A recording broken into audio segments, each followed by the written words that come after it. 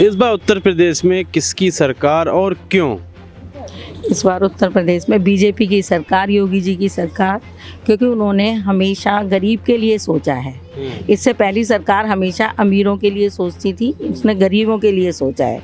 जिन ladies के पास बाहर जाने के लिए कोई इंतज़ाम नहीं था, शौचालय तक बनवाए हैं, उनके बारे में किसी ने नहीं सोचा। गैस के चूल्हे में बेचारी रोटी बना बना के अपनी आँखों को ख़राब करती थी, उनके लिए गैस कनेक्शन दिलवाए हैं। महंगी भी तो हो रही और महंगी तो वो यहाँ के लिए हो रही है, उनको तो फ्री में मिलते हैं। और तो कोई बात नहीं, सिलेंडर के इतना तो वो काम करते हैं ना, इतना तो काम करना ही पड़ेगा। बैठे तो थाली का भोजन किसी को नहीं मिलेगा, बैठ के तो किसी को नहीं मिलेगा। थाली में भोजन होगा वो भी तोड़ के खाना पड़ेगा। तो सरकार मुद्दा था महंगाई को लेकर। हाँ, तो महंगाई को अब एक एक करके सारी चीजें होंगी ना, एक साथ तो कोई सरकार रामराज तो आ नहीं सकता, वो तो धीरे धीरे ही होगा। 70 साल की जो गलतियां हैं वो धीरे धीरे तो निपटेंगी।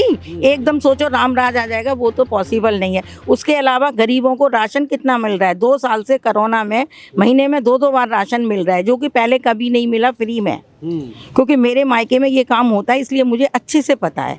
2-2 बार राशन मिल रहा है। और इवन ये नहीं कि गेहूं चावल सड़े हुए वाले, वो लाल वाले गेहूं जो आते थे हमारे किसी जमाने में, वो चने, रिफाइंड चावल, गेहूं, इतनी चीज़ें मिल रही हैं कि मैं बता नहीं सकती। मतलब बांटने वाले परेशान हैं, जो डीलर हैं वो परेशान है, बांट बांट के इतना राशन मिल रहा है उनको। यूपी में, केवल यूपी का पता है मुझे। कह रहे हैं रोजगार दे देते तो इसकी आवश्यकता ही नहीं तो पड़ती। रोजगार तो जी पहले भी सारे कलेक्टर तो पहले भी नहीं लगे हुए थे, रोजगार तो धीरे धीरे मिलेगा। जो पढ़ोगे तभी तो रोजगार मिलेगा। पढ़ो लिखो, एग्जाम दो, कंपटीशन दो, तो रोजगार क्यों नहीं मिलेगा? सरकारी नौकरियां खत्म थोड़ी हुई हैं। और बाकी आजकल बच्चे तो प्राइवेट करना चाहते हैं, हमारे सबके बच्चे प्राइवेट कर ही रहे हैं, तो वो तो कर। अब घर बैठे तुम्हें आके लो जी रोजगार है, मेहनत तो करनी ही पड़ेगी ना बस। तो आजकल ये थोड़ी कोई डिपार्टमेंट खाली पड़े हुए हैं, सब लोग नौकरी कर रहे हैं ना।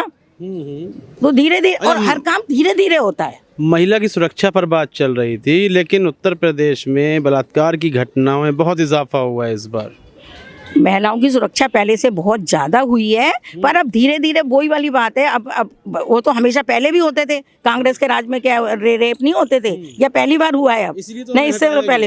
हाँ, तो ठीक है, तो ये तो जनता के ऊपर डिपेंड करता है ना। उनकी 10 अच्छाइयाँ होंगी जो काम करने वाले आदमी की, तो कमियां भी निकाली जाती हैं। और जो काम करेगा ही नहीं तो उसकी कमियां कहाँ से निकलेंगी? जो काम करेगा उसकी 100 अच्छाई होंगी तो 20 कमियां भी होंगी। उन कमियों को भी धीरे धीरे ठीक, वो ये तो नहीं कहते ना कि हम तो परफेक्ट, बिल्कुल परफेक्टली राइट हैं। धीरे धीरे वो कह रहे हैं कि हम जो कर रहे हैं धीरे धीरे करेंगे। और उन्होंने देश के बहुत बड़े बड़े काम किए हैं जिनके बारे में मुझे ज़्यादा जानकारी नहीं है। कर्ज वर्ज माफ़ किए हैं, ये सब वो कर्ज वर्ज दे रहे हैं, वो कर रहे हैं। तो जब घर में कुछ उथल पुथल होती है तो महंगाई, एक महंगाई मुद्दा क्या है? देखो हमारी सेना के लिए कितना अच्छा किया। आप यूक्रेन का ही देख लो, वहाँ सब कुछ अच्छा था, बिल्डिंगें अच्छी थी, गाड़ियाँ थी, बहुत सब कुछ था। सेना के नाम पे कुछ नहीं था। तो अब वो हार रहे हैं कि नहीं हार रहे? हमारे यहाँ सेना को कर रहे, महाशक्ति, चलो महाशक्ति से लड़ रहे हैं। तो ये आम आदमी को समझ में नहीं आती ये बातें, और मुझे भी ज़्यादा जानकारी नहीं है, इसलिए इसके बारे में ज़्यादा एनालिसिस नहीं कर। मैं तो ये कह रहा हूँ कि जिस तरह से अमित शाह बोल रहे थे कि अब महिलाएं रात में 12 बजे निकल सकती हैं, तो चलिए हम मान लेते हैं कि कम हुआ है, लेकिन अभी 12 बजे निकलने वाली बात गलत तो ऐसा है जी, देखो कोई आम महिला तो 12 बजे निकलेगी नहीं। अब वो सर्विस वर्विस वाली हैं, वो कैब में आती हैं, वही लड़कियां जाती हैं। कोई आम महिला तो 12 बजे घूमने जाएगी नहीं। दिन में तो ठीक है, हम पार्क में भी आ जाएंगे, बाहर बाजार भी चले जाएंगे, और भी कुछ कराएंगे। तो 12 बजे हो सकता है उनका प्लान हो, धीरे धीरे ये भी ठीक हो जाए। गुंडागर्दी तो पहले से कम हुई है, पर अब एकदम अच्छी हो जाएगी वो नहीं, 100% तो नहीं हुई। वो तो मैं भी कहूँ समय लगा, हर चीज में समय लगता है बस। और अखिलेश यादव में क्या कमियां थी? अखिलेश यादव में तो सारी कमी, परिवारवाद है उनके तो पास, इतनी प्रॉपर्टी है, इतनी पैसे हैं। हाँ, तो लैपटॉप क्या है? वो तो पहले से, पहले आईटी तो कब से शुरू हुई है, उन्होंने ही क्या चलाना सिखा दिया। अब सबके पास है, अब कोई प्रॉब्लम नहीं है, अब सबके पास है। वो मोदी सरकार भी लैपटॉप दे देगी। खाली लैपटॉप देने से थोड़ी देश की समस्याएं खत्म हो जाएंगी। लैपटॉप तो मोदी सरकार भी दे देगी, पैसे की कमी तो उसके पास भी नहीं है। पर अभी लैपटॉप देने से खाली कुछ नहीं होगा। उनकी नीतियां जो हैं वो समाजवादी पार्टी की हमेशा अपने अपना अपना अपना।